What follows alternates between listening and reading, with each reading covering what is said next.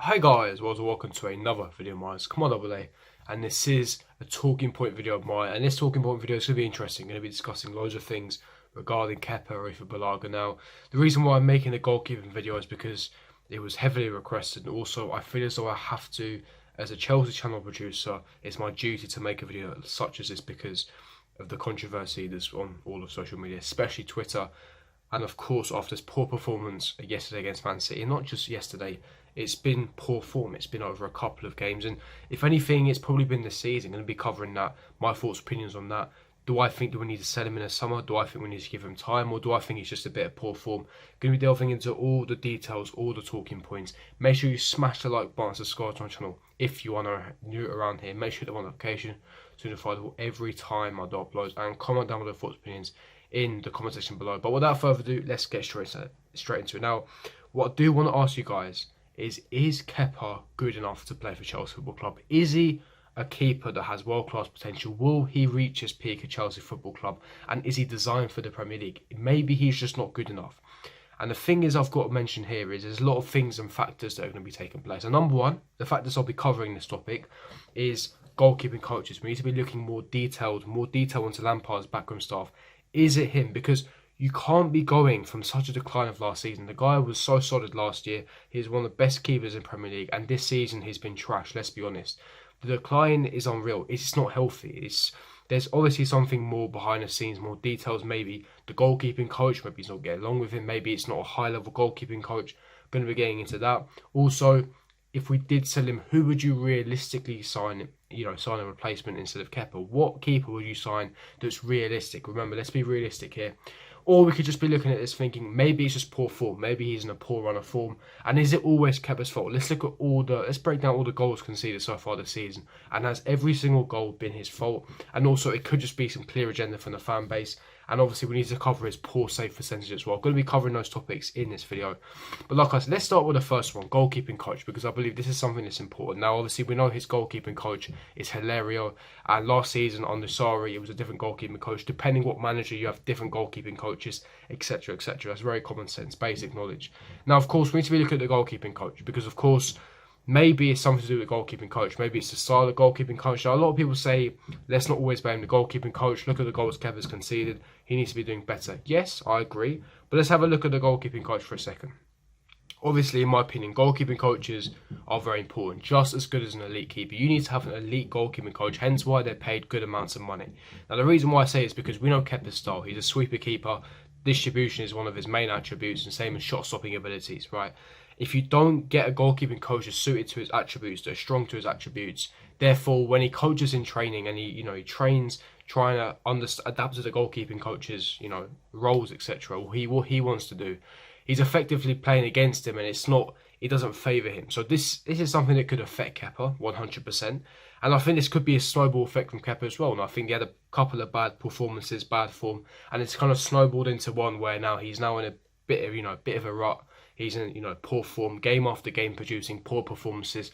It's natural, and I think we can't be too reactionary and go, oh, Kepa's trash, we need to sell him. We need to look at more objectively, look at the detail. Like I said, we know his goalkeeping coach Hilario, and this brings me on to my next point with obviously with the Chelsea news recently that Shay Given could potentially be our new goalkeeping coach. Frank Lampard wants Shay Given to be our goalkeeping coach. Now my thoughts, opinions on Shay Given, I think that we can be doing. Personally, I think we can be doing a bit better than Shay Given. I'll be brutally honest. I think that, there is better goalkeeping coaches. Personally, my preference goalkeeping coach would be Christoph Lolishon, who was Petr Cech's goalkeeping coach back in the day. Of course, he is obtaining a different role in the club. He's not, gone from the club. He's still working at Chelsea. I believe that we should give him the goalkeeping coaching role because he would suit to Kepa's style. I do believe he's an elite goalkeeping coach, and he was demoted down when obviously Courtois was here because Courtois didn't get along with Lolishon. But now obviously he's gone, so I think that Lolishon would be the correct replacement to be the goalkeeping coach. I don't think Hilario is good enough. I think that once you get an elite goalkeeping coach, then you can start putting the question at Kepa. Now obviously the next question I want to talk about is replacements. Now let's say for example you want to get rid of Kepa. You don't think he's good enough for Chelsea. You don't think he has world-class potential. You think that we could do much better. Think about this, like I said, think about this objectively and realistically. Who would you sign as a replacement? Now obviously I proposed this question on social media, and the two main names I kept hearing was Onana from Ajax and Gianluigi Donnarumma from AC Milan. Now I want to quickly get into two keepers. Onana is very good, decent. We saw him against Chelsea and Ajax. Good saves, nice distribution, but I don't think he's anywhere near Kepa's level. I don't think he'd be caught in the Prem, and I think that Kepa has a much higher ceiling and is a much better keeper than Onana. Essentially, if we sold Kepa, it would be that downgrading. That's just my thoughts, opinions. And regarding Donnarumma, like I said, very mistake prone. He has a big attitude problem as well, AC Milan. Again, his ceiling is nowhere near as high as Kepa, and yes, I do watch a lot of Serie A, so I know this for a fact. So those are keepers that I kept hearing, and I'm sorry, Kepa's better than both of them. Now let's look at this situation. In my opinion, there's only 3 keepers in the world that I would replace Kepa with, and that is Oblak, ter Stegen, and Ederson. And let's be honest, all those 3 are unattainable and impossible to achieve. Ederson's Man City, there's no way he's leaving Man City for us. We then look at Oblak. Oblak is probably the most realistic out of the 3, but then there's a lot of questions you have to be posing. His distribution is is a massive weakness, and with the modern style of game, the way we play, etc., we need a sweeper keeper.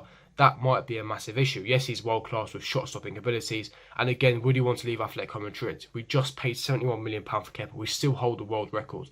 If we did sell him, we'd make a massive loss and then spend another world record to get Oblak.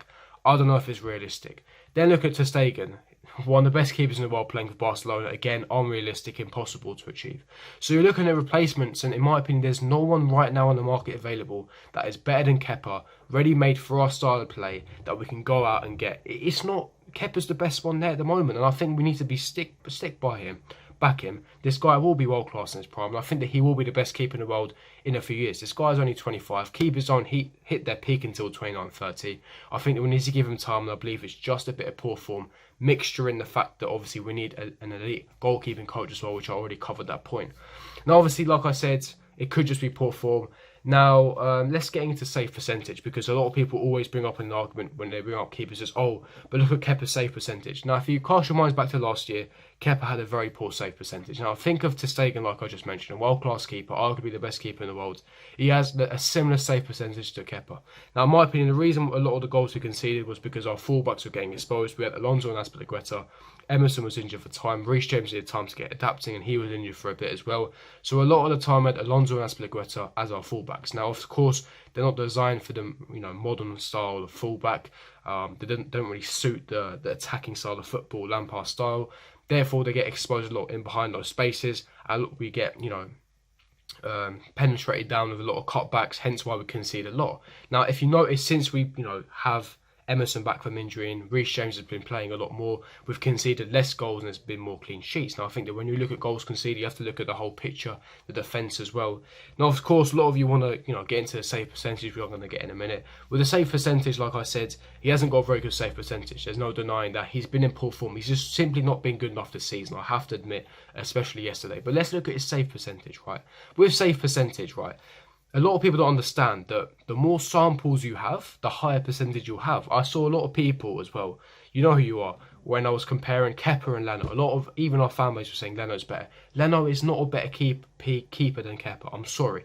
That is just simple fact. With Leno, right, the reason why he has a better save percentage is because Arsenal's defence is simply trash. Now, if your defence is trash, then you're more likely to be getting shots faced against you. So if the more shots you face against you, the higher chance you'll get more saves. You'll be picking up more saves, you have more shots faced against you. That's simple logic, right? If you have more shots coming at you, you're most likely going to be saving more shots. That means you're going to have more samples because you're saving more. So therefore, that will result in a higher save percentage. Now, Kepa, because our defence has been so solid, Zuma and Tomori, and of course with the fullbacks, Kepa has had nowhere near the amounts of shot face compared to Leno. So naturally, the shots that he does face are going to be worldies. And of course, his save percentage is going to be dramatically low. And this is why people need to calm down a bit. Yes, he's in a bit of poor form. Some goals he must do better, especially the third goal, which was thankfully ruled out by VAR. Fragile hands. He needs to fix up. Like I said, he needs to fix up. He's a shadow of the keeper he was last season. And I believe that he will. The main thing here is we have to back him. And this guy will be world class. Just give the guy time. That's just my thoughts, opinions.